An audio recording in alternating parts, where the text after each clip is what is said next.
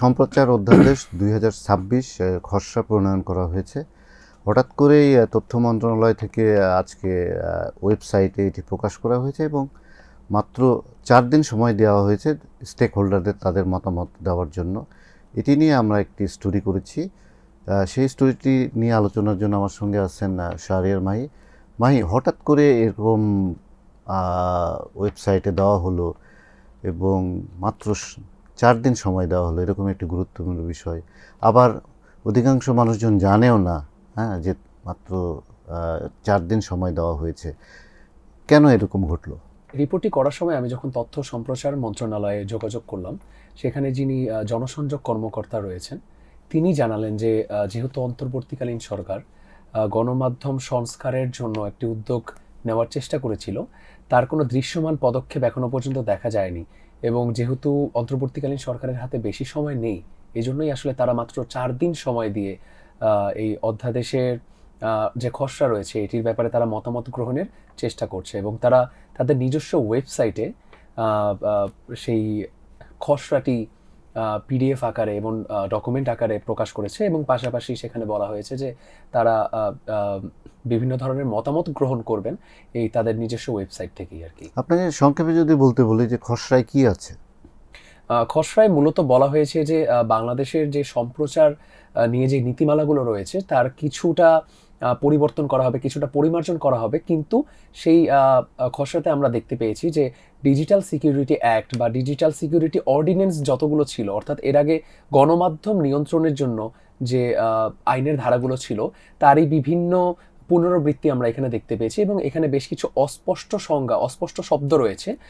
যারা গণমাধ্যম বিশ্লেষক রয়েছেন তারাও বারবার এরকম অস্পষ্ট শব্দকে বারবার স্পষ্ট করার তাগিদ দিয়েছেন, কারণ এসব অস্পষ্ট শব্দ ব্যবহার করে আসলে গণমাধ্যমের স্বাধীনতা ক্ষুণ্ণ হওয়ার একটি অপচেষ্টা করা হতে পারে পরবর্তী সময়ে। বিশেষজ্ঞরা কি বলছেন? বিশেষজ্ঞরা বারবার একই কথা বলছেন যে এত কম সময়ের ব্যবধানে, এত কম সময়ের মধ্যে একটি অধ্যাদেশ জারি করা কোনোভাবেই বাস্তবসম্মত নয়।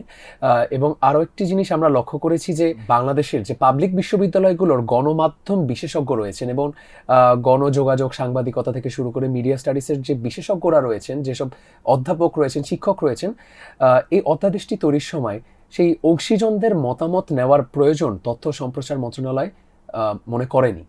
এবং ঢাকা বিশ্ববিদ্যালয়, জাহাঙ্গীরনগর বিশ্ববিদ্যালয় এবং ইউল্যাবে যোগাযোগ করে আমরা পেয়েছি যে তারা আসলে কেউই এই অধ্যাদেশটির ব্যাপারে পূর্ব অবগত ছিলেন না।